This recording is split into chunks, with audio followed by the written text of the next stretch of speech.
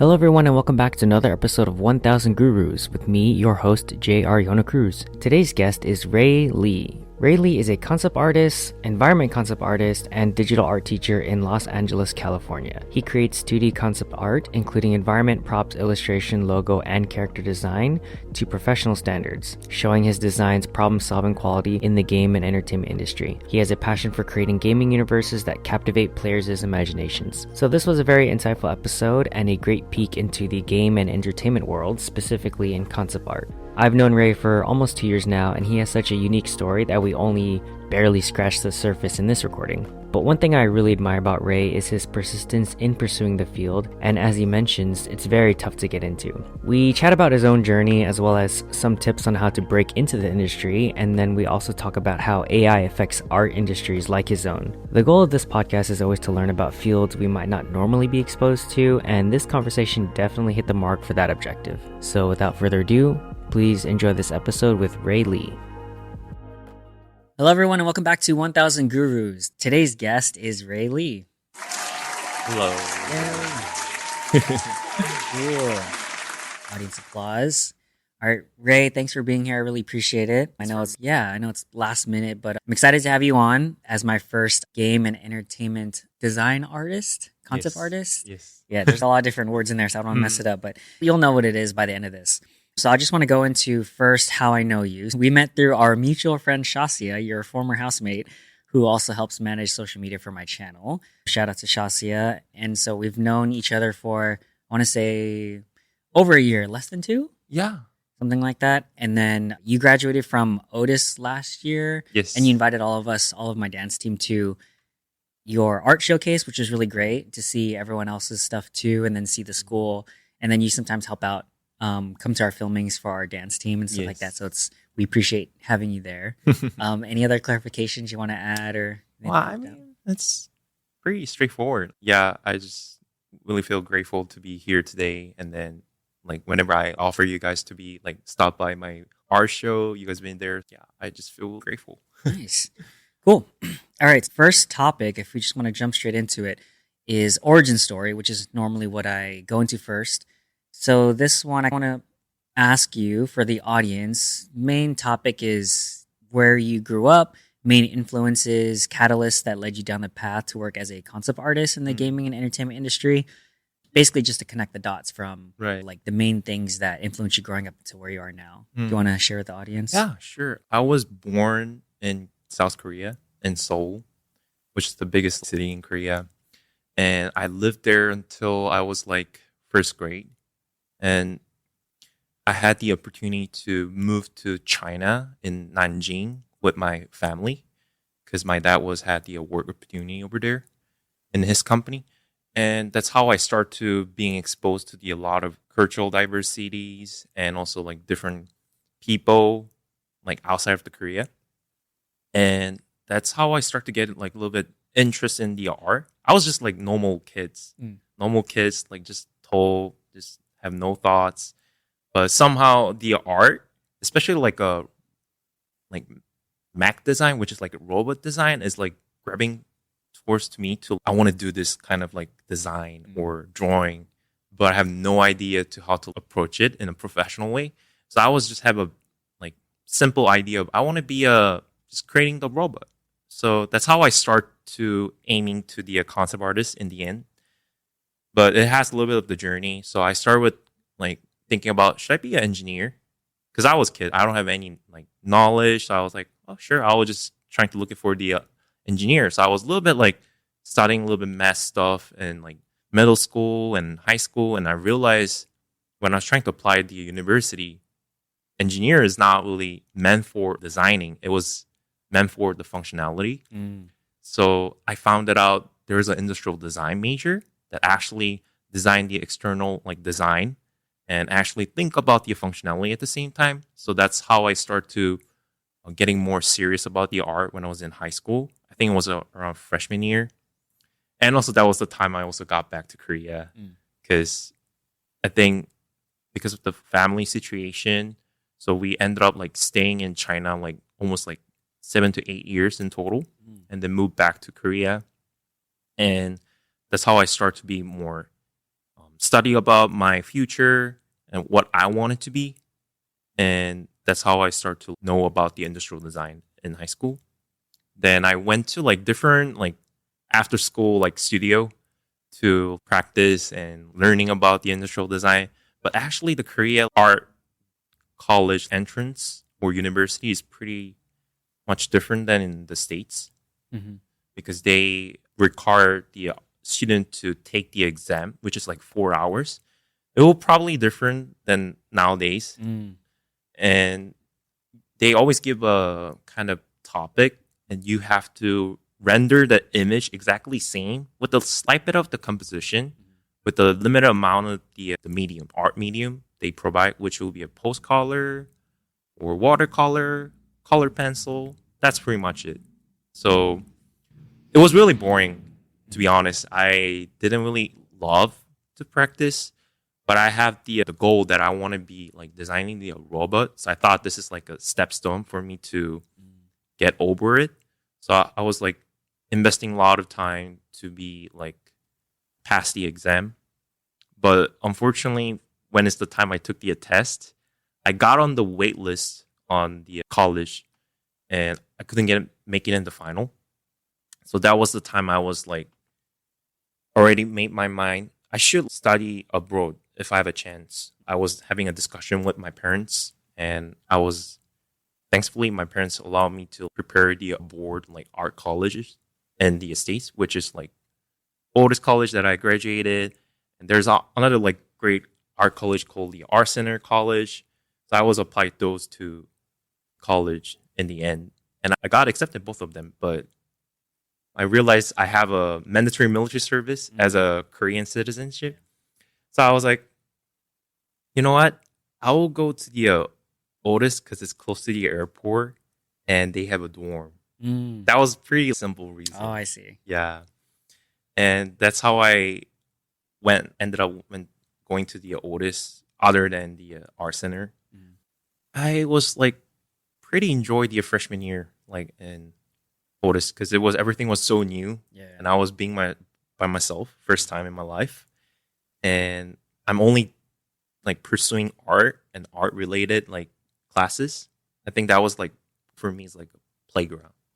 Mm. So then like going from when you were younger, it seemed like you were always drawn to like art and not so much like you said like engineering or like functionality, but more like design. But you think that's just how your brain works? Oh, I really want to create art as opposed to like more of a science sort of major. yeah, I think because whenever I see the like car design outside on the street or some kind of like a gadget that we are using for fixing something, Yeah. I just like thinking about this design looks very cool, but I want to break it down in a logical way and I want to make it in my style. That's how I start to get like interested. So it's like you're always intrigued with like design of different things. Oh, Yeah. that makes sense. So then you said you went to Otis. Was that before your military service? Yes. Oh, okay. So then you went to Otis and then military and then you came back to Otis? Yes. Oh, okay. I didn't know that. I always thought, and so Otis is it considered undergraduate or? Yes, they are. Okay. So you did undergraduate for how long at Otis? 4 year. 4 years. And then you did military for 2 years? Yes, 2 year. And then plus with the 1 year of the pandemic, COVID. Oh, and then you came back for Right. graduate program or was it like No, it's continuation? almost like continuing the undergrad program. So I finished my freshman year before the military. Yeah. Then I got back as the sophomore year to Oh, like okay. finish my BFA like program. Okay. So how many years is that? Total? Yeah, total. And you mean including the military? Oh, I guess if you subtract the military, how much is school? Oh, just 4. Okay, so Yeah. 4 total. Okay, gotcha. So you just finished the 4 years. I wanted to ask, so maybe this isn't or maybe not a lot of people who are listening to this know what Korean military service is like. Yes. I mean, we hear about it. I guess my friends and I, we know that we follow K-pop artists and they have their military service and it's like a deadline for them to do their entertainment stuff in the military. So I don't know if you can give like an overview or a TLDR of what Korean military service is and then maybe how that affected you or how that affected your career, if at all, or just give us a look into what it's like. I think overall the military service gave me a life lesson to how to like adjust myself in a very different environment that I don't want it to be. keep getting exposed to the community or the people. They are not really like you, but we have to stick together for 2 years. Like working with different people, Exactly. different environments. It actually taught me a lot of different types of like social skills to like working with the other people in a different situation and the background. Because inside the military, it doesn't matter where you were before or what's your job before. It Your doesn't background, matter. Yeah, Everyone's just equal. exactly. Everyone's the same. I think that was a unique experience for me to understand person to person. That was a really great like point of view me to having in my life right now. Actually, that helps me to start to understand myself a little bit more because whenever I interact with the like limited amount of people, I can see the pattern of my actions and my thoughts. So that actually give me a kind of signal, I'll say, to tell me like, oh, this is your one of the bad character. You should like they don't point it out, but they will say in a different way. But I have to filter out to understand, oh, this is the one that I need to like figure out by myself. But honestly, it took me a lot of time. I think I realized in the end of the almost end of the military service, like in the beginning and the middle, I was more like into myself, like a little bit more self-centered. So I was like, it's like weird to hearing this from like people around me, and I don't want to be here. But I realized if I have more negative mindset, I can't do anything outside of the military too. So I figure out to keep myself busy in the military because military means like everything is unified and you have to do the same like work hour and everything. But there's always way you could sign up for like individual like, contests that you want. Like for example, I participate on like creating the idea about the military like mobile application like contest ideas stuff.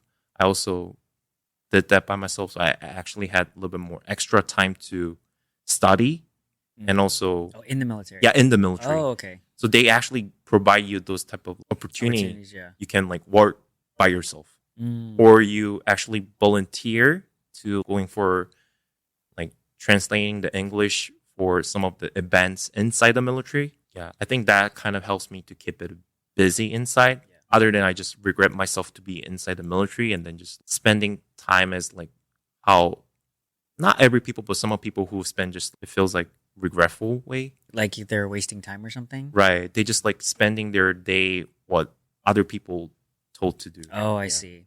Would you say it's difficult?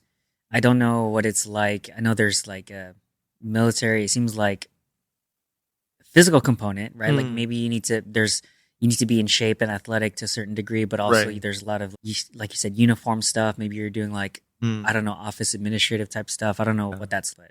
Of course, everyone have their own like assigned position. Yeah. For me, I was originally signed up as the culinary like specialist. So I was supposed to be like participate on cooking for everyone in my base. Oh, I see.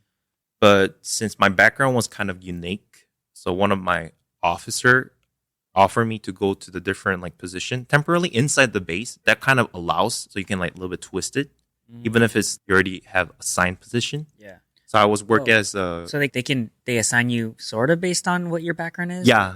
Okay, gotcha. They can like use some of the people for in a like it's kind of weird to say better way, but it's more on their like using their skills right, to like a more effective use of that person. Yeah, and then participate on their like base performance and everything. Yeah.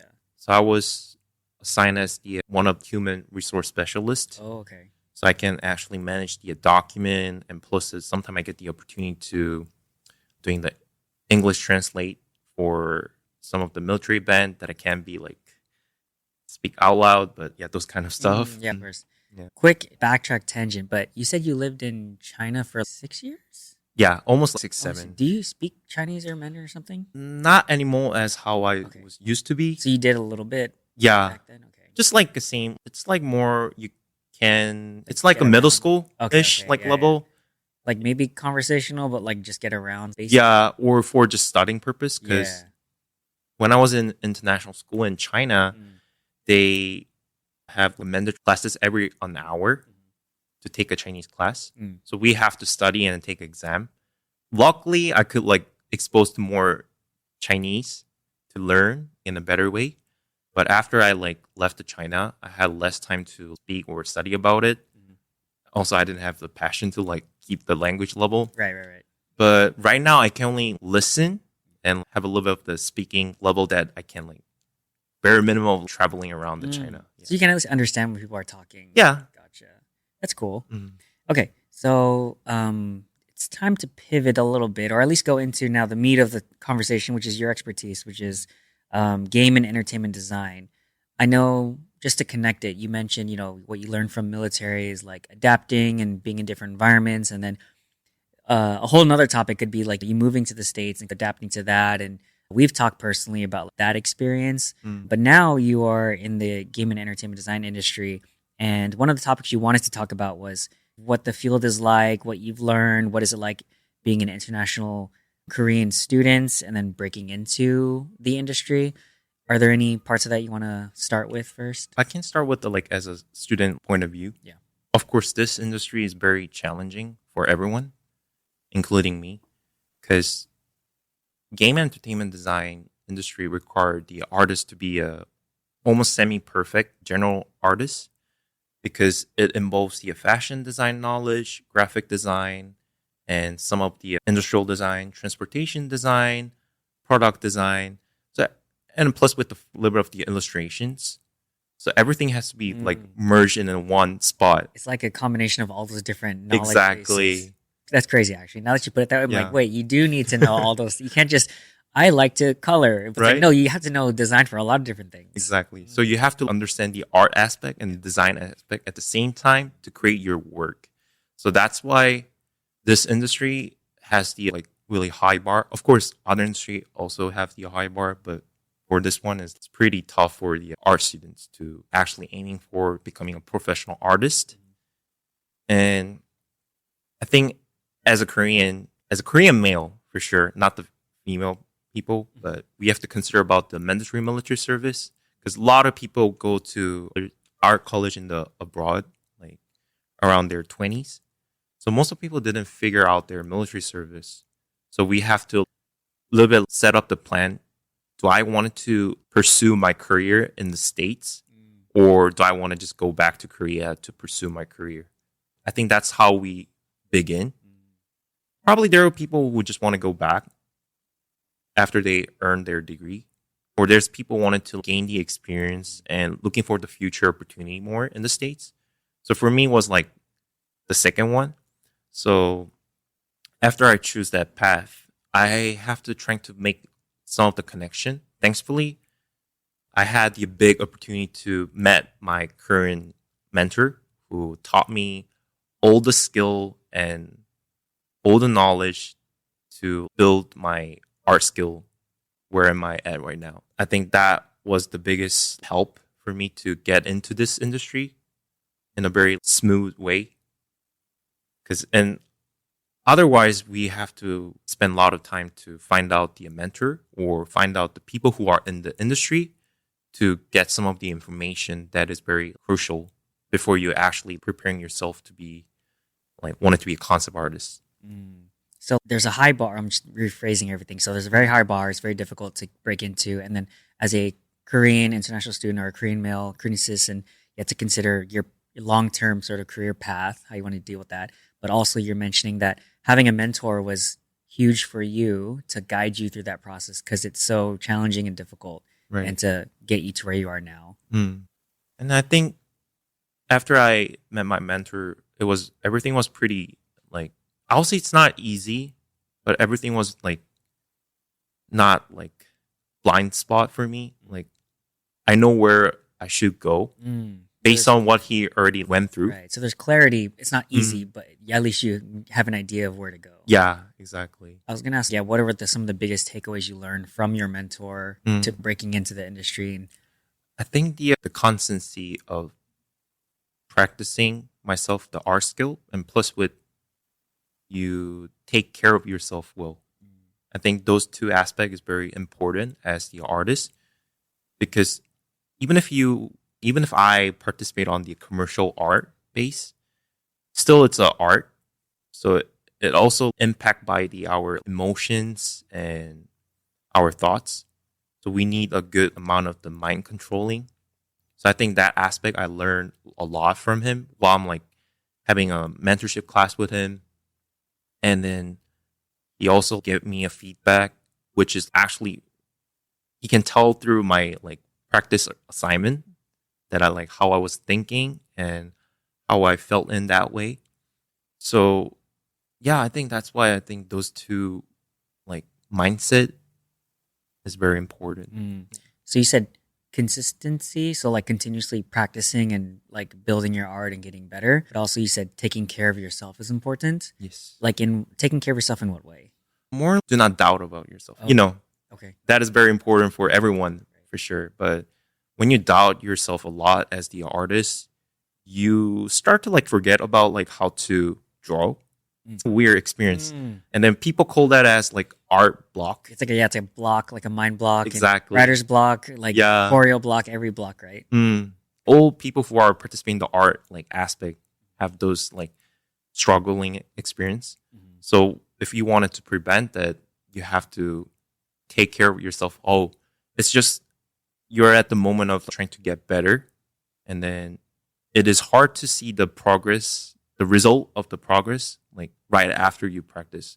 So you have to keep trusting yourself that you will get in better, but keep aware that am I going in the right direction or not? So that's why having a mentor was a great experience for me. My question was, maybe you answered it, but like, how does someone overcome that self-doubt? And so I think you just said it's having the faith that you're trusting yourself, but also that getting guidance that you're going in the right direction, but also reflecting and also taking care of yourself in general. Is there anything else that you would recommend on how to eliminate that self-doubt or keep moving forward? I think you have to trying to find out your way to get rid of the stress. Oh, okay. Because a lot of people have a different way to get rid of the stress, right? Some people like to go for dancing class, even if they're artists, or some people like to go for hiking or running or just walking outside on the street.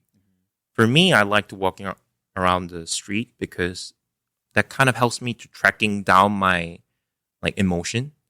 I think I learned this knowledge from one of the book. I forgot what it was, but it was talking about the Scandinavian people are used to go for a walk when they get emotional, and then they just keep walking until they feel like their emotion is settled. And once they feel like their emotion is settled, they turn back and then walking back exactly how they walk. So the same path until they're done. They're like then they turn around and do the whole thing back. Gotcha. And so you can reflect yourself. Why did I feel this so much like angry, or why did I feel so struggle? I think that helps me to go for a walk in that aspect. Okay, I want to go back to. I think you already gave a lot of good advice in general, like as an artist, how to overcome those blocks and stuff like that. Do you have any specific advice that you've learned or insights along the way that helped you to break into the industry? Or I know you mentioned preparing a concept art portfolio. Maybe what has helped you the most, or what is one big advice you'd give to someone who wants to break into the industry? I think that's really a good question. For me, I think one important thing that I can mention in the beginning will be trying to find your motivation to want it to become concept artist. Do you really want it to be a concept artist, or are you just pursuing the unicorn of like yourself of being an artist? Because I think this is what I heard from people in the industry, that there's two students if they have to teach. Like they said, the first one will be have like great amount of gifted, and they're good at working, like practicing everything, but they don't have motivation. But the second student has the huge motivation, but doesn't have any skill. And surprisingly, they will take the second student because the motivation is the where no one could make them to be like motivated to keep pursuing the art career by themselves.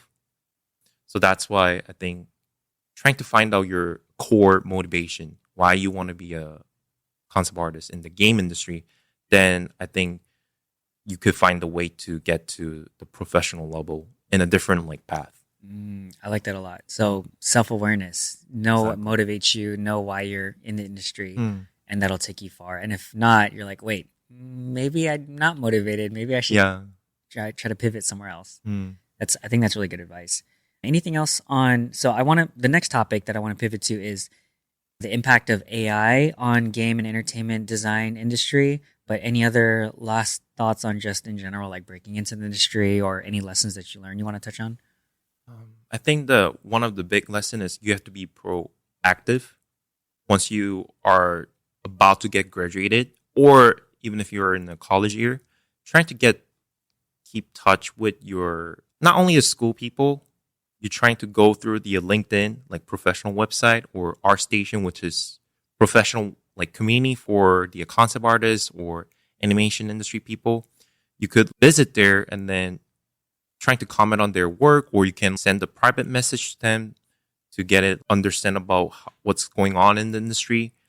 Most of people will be like friendly. Some people are very busy, so they will probably forget to respond to you back. But don't get discouraged.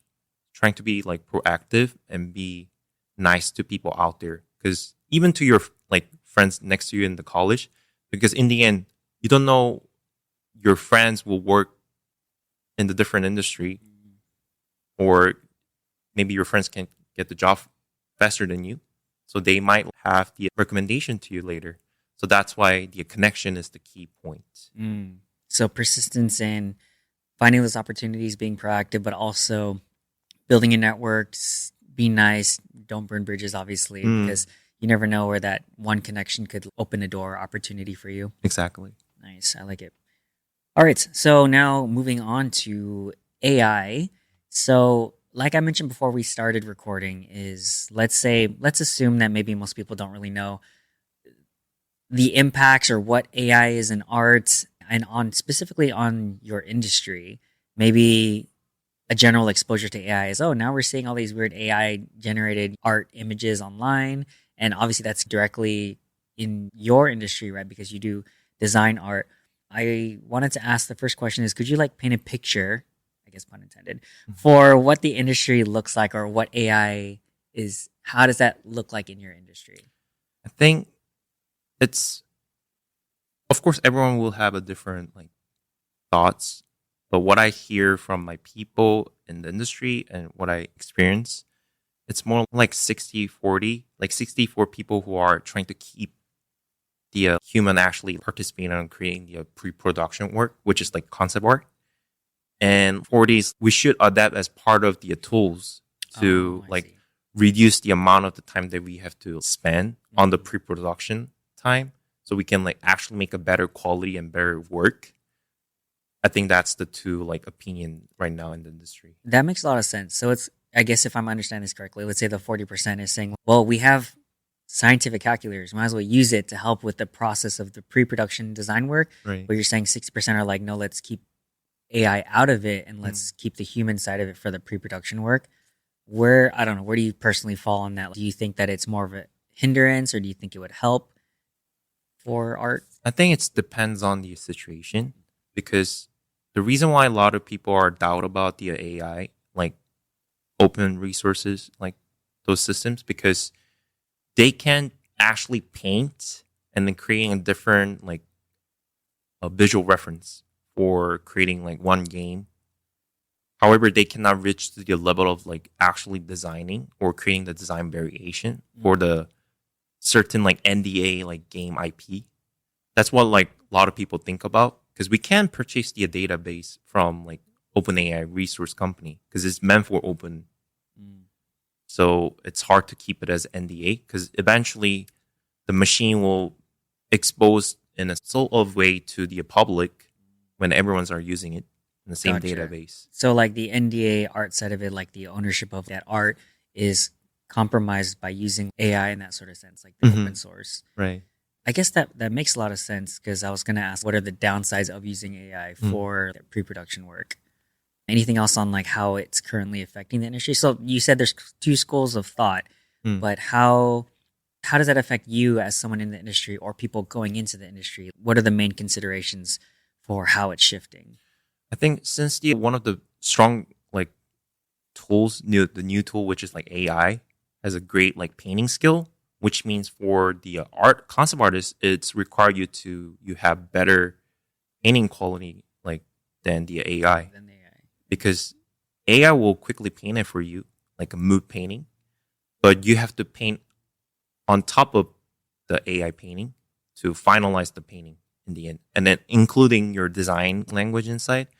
So I think that also brings up the bar more higher than before. That's why it's more tough for getting a job out there, and especially for a lot of game company run by the different investor. And I think a lot of investors trying to invest the budget during the COVID season, because a lot of people can't go outside.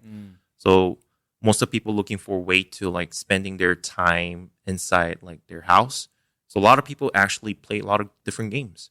So that's how the business people might thought it would be a great idea to invest the money to earn the profit.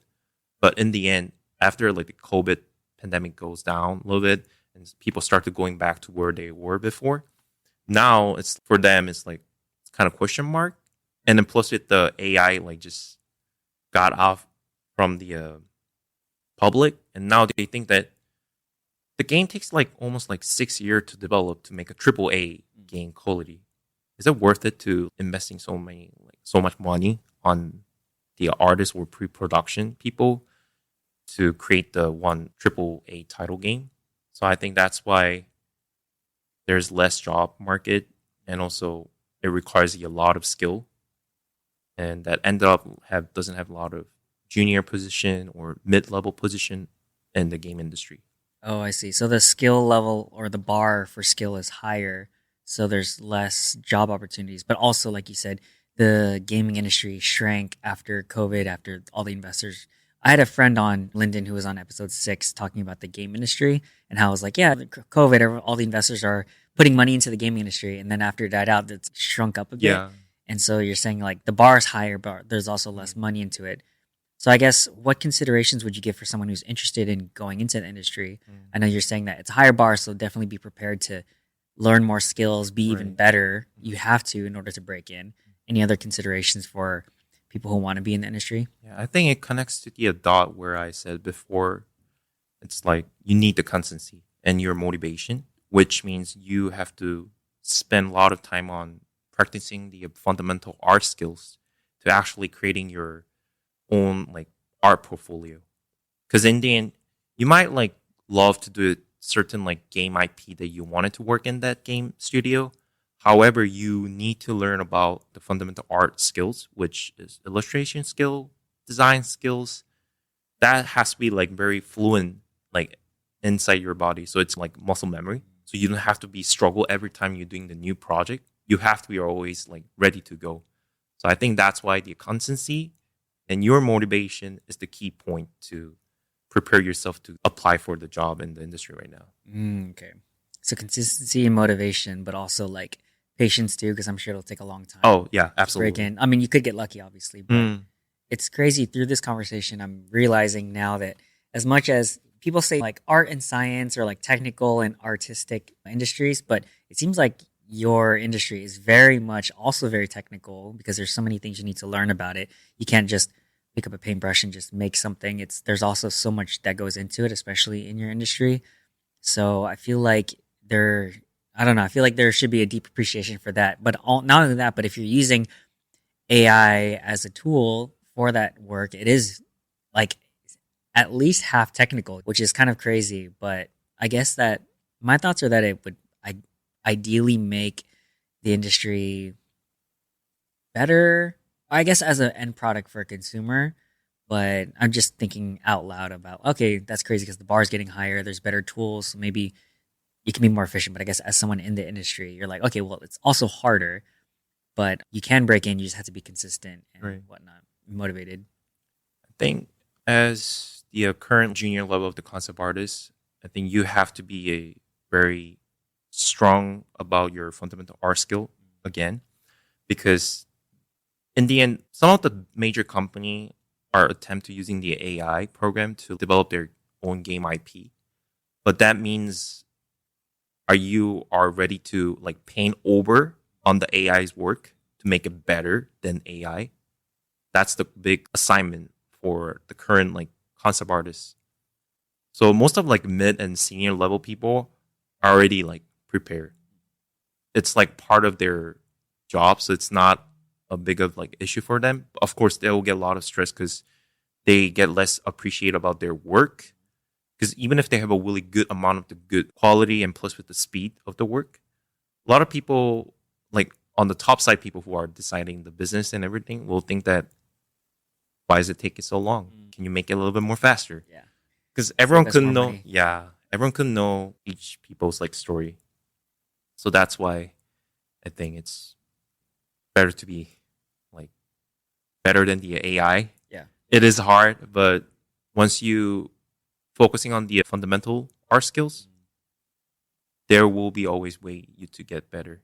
But I think that's the most challenging part for everyone, or as the junior level people. I see. All right. Anything else on the impact of AI in game and entertainment design industry, or any considerations for the audience, or even in general for breaking in? Again, there might be people out there who are like really intrigued and they want to break in, but now the advice is, hey, it's hard. Right. But work on your foundational art skill, obviously, because that's very important as an artist. So I don't want to make it sound so bleak, but that's just the reality of it, Yeah. right? Any other insights that you, or topics or insights you want to touch on in there that you feel like is important?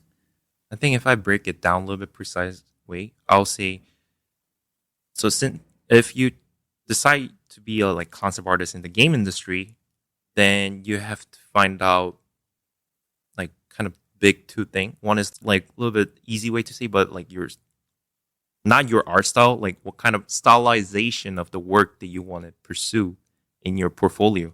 For example, for me, I like to do my little bit like cute and chibi, which is Japanese term. It's like really small size, like SD characters, like environment or like character or prop design for the mobile game industry. That's the one of the stylization. And the one is like a lot of people will know like Riot Games, Blizzard Entertainment, like the game style, like graphical style is the kind of like a semi-realistic. We count as a semi-realistic stylization. And then after the hyper-realistic one is like a Call of Duty or Naughty Dog's like games. Yeah. Those like three is the thing that you have to decide which one you are more interested. And if you choose one from there, it'll be all depends. If you choose the Riot Games or Blizzard Entertainment like art style or the mobile game art style, you have to be really good at like handling like digital paint. So which requires a lot of fundamental art skills. That will be just bare minimum. So which is unfair for the junior level artists because junior level, which means like you can have opportunity to learn from the work environment, but this environment is always like fast paced environment. So it requires you to be ready to go candidate. So I think that's the key part. And if you wanted to go to Naughty Dog or more hyper realistic, like a filming style, then you have to understand about how to edit the photo. They call it as a photo bashing Oh, I see. skills. Yeah. Basically, you still need the fundamental art skill again, but you know how to manipulate all different type of photo that you find on the online, and you make a one object.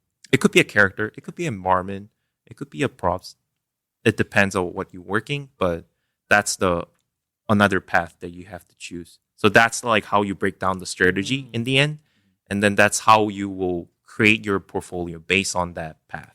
Oh, I see. Yeah. So it is like a choose your character, choose your career path, and you go down that career path. But there's, like you said, the three sort of major areas. Yeah. Then you pick that sort of pathway, design, style, and then you figure out there's different skill sets. But like you said, your foundational art skills are important.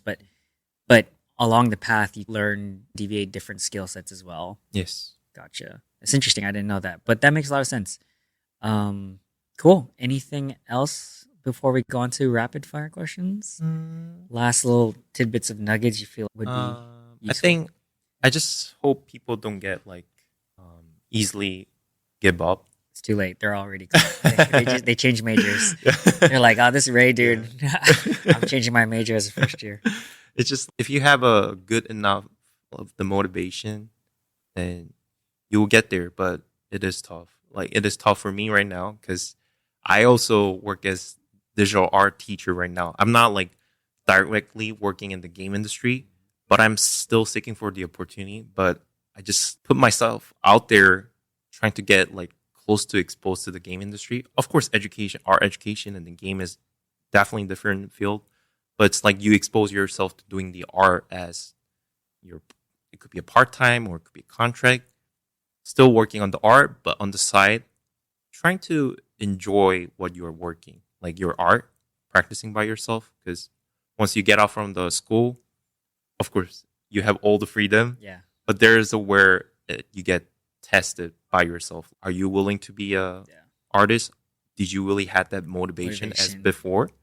Yeah. You motivated to go out there now that you're on your own? Mm-hmm. Gotcha. Yeah, no, that's good. I appreciate that, especially hammering home like the main ideas you're saying, which is what's your motivations and can you be consistent enough? Okay, ready for rapid fire? Yeah. Nice. This is the fun part.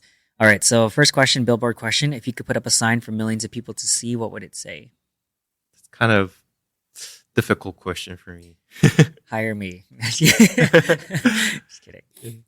Honestly, that works too, to be honest. Yeah, I'm a little bit like want it to work. So sure, yeah. Yeah. Is that, that can be your answer if you want. Yeah.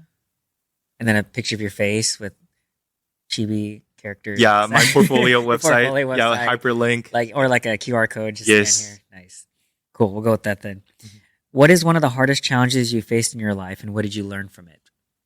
I think having a decision, whenever you take a big step, it could be not a big step. When I turn it back and look around, it was a part of the journey.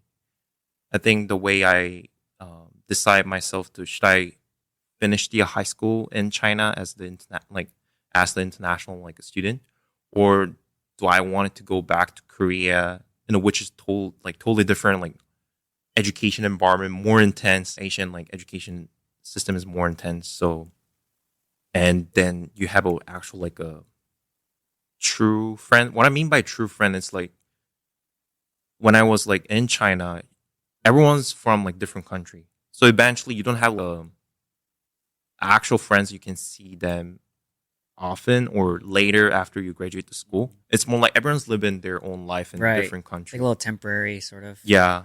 And it will be very like hard to like keep in touch each other, even if we have like social media and everything. Yeah. That's why I decided to go to high school in Korea, other than I just like pursuing to finish the high school program in China. And then I actually earned a lot of friendship and then experience how to like being in an intense like education environment to be survived, which is have a mentality. I think like whenever something is like hits on me, I can be like ready myself to be okay. This is the moment, so let's take a deep breath and then let's go for it. I think those mindset that will. So the challenges helped you build that mindset. Gotcha. Next one is self-inflicted wound. Do you have a story about something that's gone wrong in your life that's your own fault and you can't blame anyone because you did it to yourself? I think right now I don't feel like too embarrassed anymore. But when I was in China, I couldn't even speak any English at all. Like at all. Like I couldn't even spell alphabet in the order. So I was very like numbed and overwhelmed in the new environment. And I think at the time, racisms and a lot of unfortunate thing was, I would say, semi-default. It was not a major issue as how it is right now. The school was counting me as, oh, this student has language disorder. So we have to put this student to the special class, like special care needs student class. But I think the approach was very like awkward for me, even if I think about it right now. Because whenever we finish the homeroom like time, they call me out in front of the student. And then they take me to the special care needs student like classroom. But that classroom location is also a question mark because it's fully see-through like glass door. If I have to put it in a little bit bad way, I'll say like a zoo. Oh, I see. And it's and it's located in the middle of the hallway. Oh, okay. Because my international school was like from kindergarten to high school. Mm. So it's like a big hallway, Mhm. like a company. So that's why for me it was very embarrassing and constantly getting overwhelmed. And a lot of kids in that age are not understanding what is wrong and right. Oh, yeah, yeah. Most of people just follow what other people are saying. Mhm. So a lot of People are classmate mean, was yeah. being mean and then talking about like bad things about me, like that you're not really good at studying. Yeah, yeah. Like especially from the Korean community back in the Right. time. Was it something that you did to yourself, or is that what you're I'll saying? say I should study more hard Oh, if okay. I put myself a little bit more in a harsh way. Oh, okay. Yeah. So you're like, okay, I probably should have studied more, but it wasn't a very embarrassing and bad situation Right. for you. I was already get pressured by being like embarrassed. Yeah, gotcha. If you could redo one thing, what would you do differently? That's a really good question because I was trying to think about that before, but when I realized, I think is that really important to like redo something or going back in the past and then Of thinking course, about yeah. So let's Yeah. say you had to redo something as a Okay. thought experiment, because most of my guests are the same. They're like, Right. oh, I bad things happen, but I'm Yeah. so glad for it because now I'm the way I am. But as a thought experiment, if you Right. could redo something, what would you redo? If I really have to choose it, I'll say I want to practice art a little bit more earlier. Like when I was young, Sooner, yeah. sooner when I was even in China, I should like, just doodle something, Oh, I see. just keep myself drawing something. Oh, okay. You didn't start drawing or doing art until later? Yeah, actually, I started practicing actual drawing and Yeah, yeah. stuff was from freshman year in high school. Yeah, Oh, I see. That makes sense. If you could give your younger self advice, what would it be now? Any age, any time period? I'll say be honest. From like how young? Or just anytime young? Anytime, honestly, I'll say any age. I just want to say be honest and then true to yourself. I think that's the two part that I want to tell to my old age. Nice. Is that because you feel like you weren't really as honest as you wanted to be when you were younger? Oh yeah, I did. Yeah, I was because I was always get overwhelmed by the fact that how I get evaluated in the public. I think the big of trigger was like how I experienced in international school in the first place was like triggering me a lot. I tend to hype myself a lot. Like at that point, I didn't really know who I am. It's more, I just want to represent myself as just like decent, good person, good friend, and then I didn't really think about do I actually need this or is it really necessary? It's more like for surviving purpose. So you felt like you had to look good, be decent, presentable, but you felt like you were putting up a mask or something. Yeah. You weren't being as honest as you wanted to be. Right. That makes sense. In the last few years, what new belief, behavior, or habit has improved your life? Think there's a lot of things for me, but one of the biggest thing is actually understanding about myself a little bit more in a deeper level because I tend to have a lot of emotional disconnection about myself because of like where am I at? Because most of the time I didn't really stay in the one physical environment. I always being in a different country, always exposed in different society. So that's why I was like, I don't have time to feel about this at the moment. The emotion that hitting me, for example, like whenever I left the country or left the place, I didn't feel sad because I always talk to myself. I don't have time to be sad. You're always constantly moving, doing Yeah. something, so you have no time to Mhm. feel that. So what was you said the behavior or belief was, sorry, what was it again? It's more I'll say like transparent with myself. Okay. Yeah. How does one be more transparent with themselves? Let's say I'm asking as a person, okay, I want to be more transparent. I want to be more honest. Right. How does one become more honest? I think there's like a point where you realize that, oh, I'm doing the bad thing over again. Like at that moment, I think I just swallow the words or I just pause myself. And then I feel very awkward myself, a little bit cringe or something. Oh, I see. You can feel it when you Yeah. are not being like completely honest or transparent. Yeah. It's like more happy at the sense. And if that hits me and I just pause myself, wait a minute. And I was like, if I do this again, it'll be same again. And then even if that makes me even if that will makes me embarrassed at that moment, I just let it be. I see. Yeah. It's like being more aware of yourself, your intuition, how what you do and what you say, how it makes you feel, Right. and then taking a pause to reflect on that. I like it. Who would you call successful, and how do you define success? Wow, that's really a good question. I'll say people. I don't have like single person, but people who are out there who are being a dad and then managing their family, financial wise, emotional wise, everything, and then trying to live their life peacefully. I think that is very, for me, is very admired for me to like to be that type of, I'll say. A dad figure, like maintaining your household, Right. being It's reliable. not like more like manly like dad. It's more like the Yeah. dad has the full accountability and being actually reliable and accountable, and exactly. like being there and stuff like Yeah, that. more actual like adult. So that's how you define success, is like someone who can portray that in their own life. That's like good dad energy. Yes. Cool. If you knew you couldn't fail, what would you try, or what would you be doing now? Could you rephrase that question? Yeah. So if you could do anything Mm. and you knew you would succeed, what would you be trying?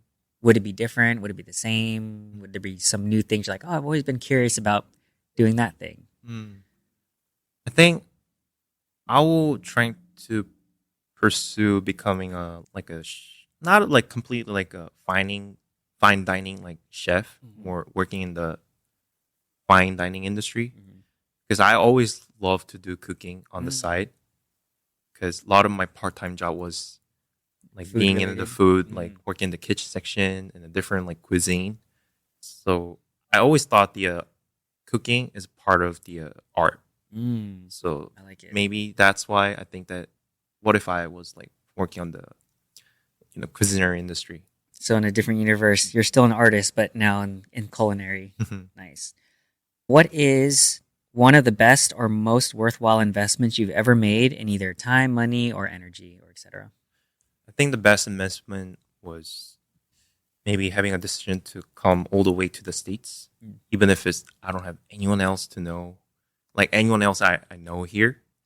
I just take the big step to having the adventure. And of course, at the time, my art skills and everything as myself everything was like I wasn't fully prepared.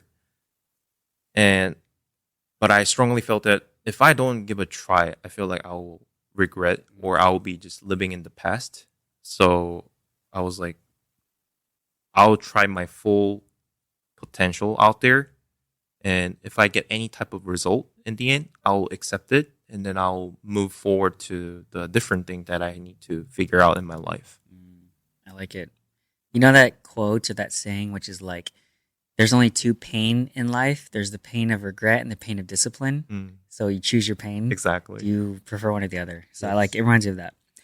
Last two. What is your favorite recent purchase between $50 and $100 that has impacted your life the most in the last, let's say, 6 months?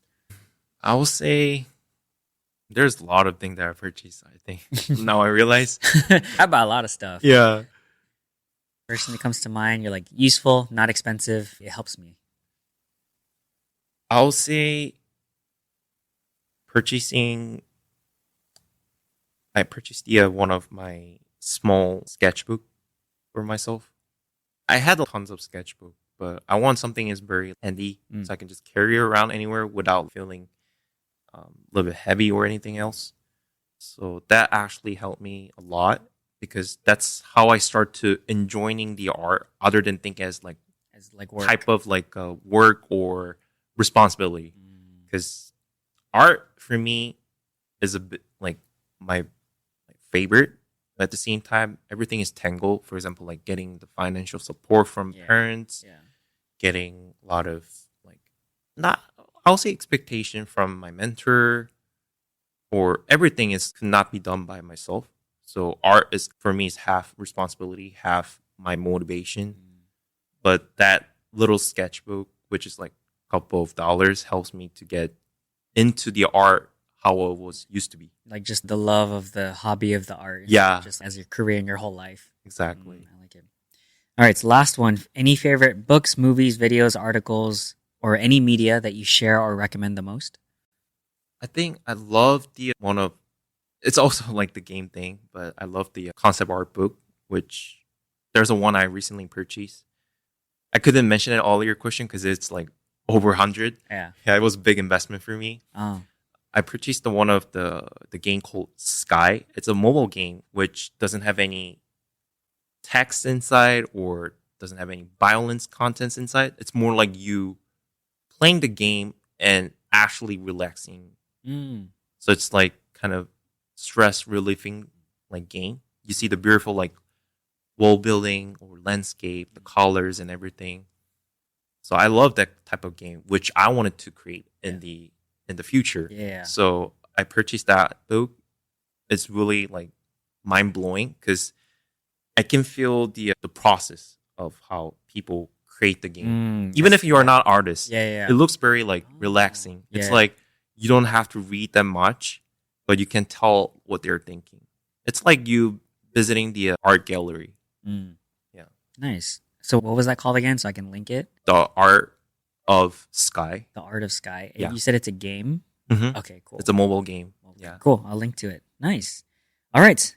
We have reached the end. So this is the ending question. So first is gratitude. Shout out to my mom for teaching me this. So Ray, what are you grateful for? I really feel grateful to having this opportunity through JR here. And I feel very grateful that I could have like actually shared this type of story because of the people who I met in my life and then people who taught me, especially my mentor and my parents. I really appreciate that. Nice. I love it. Any final ask from the audience or any final takeaways you want them to have from this conversation? I'll say, what do you like most in your life? And then do you want to like pursue that dream or the goal or the love that you have in your heart? I think that's the question. So a good question to reflect on. Nice. All right, so last one. Where can we find you, Ray? If people want to check out what you're doing or contact you or whatever. I think there's a different way, but you can also visit my LinkedIn. You can just type Ray Lee, and then you'll see my picture, same as like the face I have here. His face. Yes. And then you can also find me on Instagram. It's a Ray Lee Art. And if you are a little bit interested in the art, you can also go on my portfolio website, which is starlightvision.com. And that's the way you can find me. Perfect. Yeah, and I'll link all of it in the show notes so they'll be able to click that and go to it easily. All right, Ray. So we are done. So thank you for this great conversation and all of your insights for our audience. I'm sure they'll really appreciate it. So I'll do my final sign off. So thank you again to the audience for tuning in. Really appreciate you. Hopefully you learned something. Reminder to always be kind to others, especially yourself, and that you can always learn something from someone if you take the time to listen. So thanks for tuning in. Thank you.